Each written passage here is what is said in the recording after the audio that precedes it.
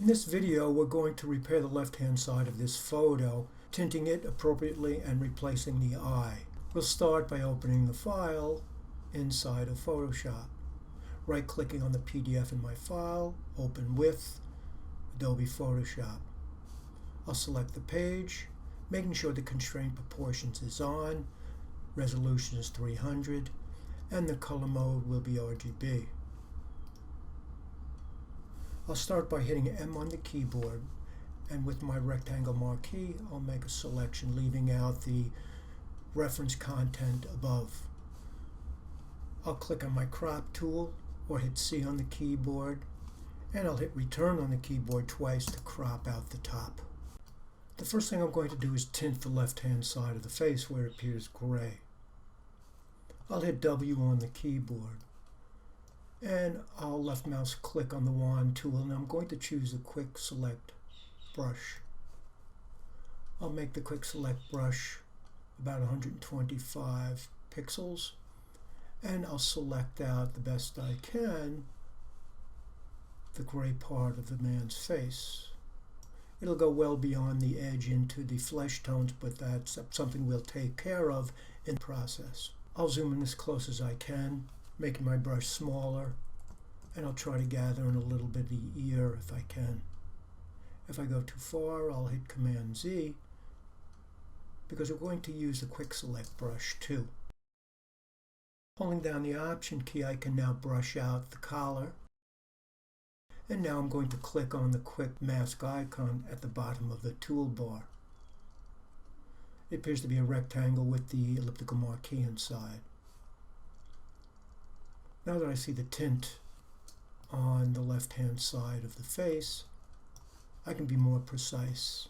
I'll hit B on the keyboard, and I'm going to eliminate where the hat has been selected. I'll make the brush bigger. And if I right-click, I've got the hardness set for about 80%. I'll put the white on top on my color swatches, and I'll brush the hat out of the selection. I'll make the brush smaller where I need to get in through the corner of the ear using the open bracket. Now I'm going to get rid of where the green goes over into the right-hand side of the face. Now, if you have difficulty seeing through, you can go to your quick mask icon, and if you double click on it on the toolbar, you'll see you have the option for opacity. I've dropped mine down to 25. I'll put it back on, getting my brush one more time.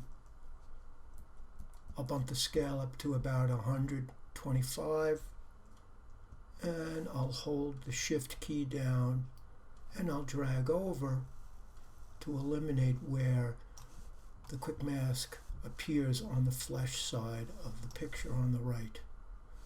Now I'll click back on the quick mask icon to get my selection. In my layer window, I'll add a new layer. And in the lower right-hand corner, you'll see the RGB settings you'll need to use with your color picker. So on my color picker, I'll make red 246. I'll make the green 150. And I'm going to make the blue 121. And then I'll use the bucket or Option Delete on the keyboard to fill that new layer. Once I've deselected and saved, I'll now find a color mode. Clicking on the word normal in the layer window, I'll choose color, and then I'll drop the opacity to 50%. Now that I have the blend mode I want for the facial tint on the left, I'm going to put a bit of a Gaussian blur on the edge of it. So if I were to just turn off the image for a moment and look at just the skin, it's got a sharp edge here. So with that selected, I'll go ahead and go to Filter, Blur, Gaussian Blur, and I'll just put maybe 4 or 5 on the blur. And this can be subjective. The idea is to make sure there is no gray showing on the center of the file. Now, if in the event, once you've blurred it or first made it, it's a little bit off, I'm on my move tool, and then I'm just using my right arrow in this instance to close it out.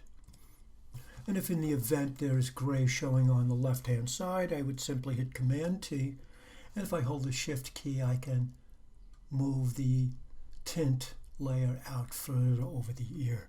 So there's ways to adjust that to make it tweaked properly. Now we're going to create the eye.